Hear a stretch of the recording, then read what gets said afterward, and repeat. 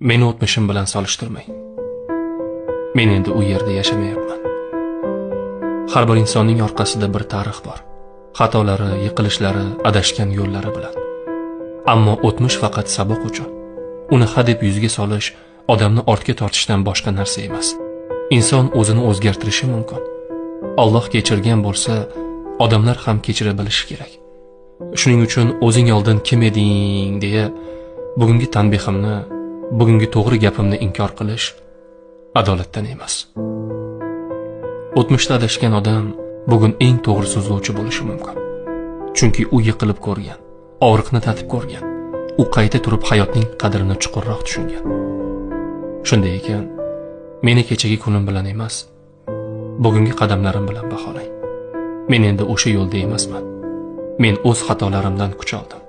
Yangidan boshladim. Va bugun aytayotgan har bir so'zim kechagi xatolardan emas, bugungi to'g'ri qadamlardan tug'ilgan haqiqatdir.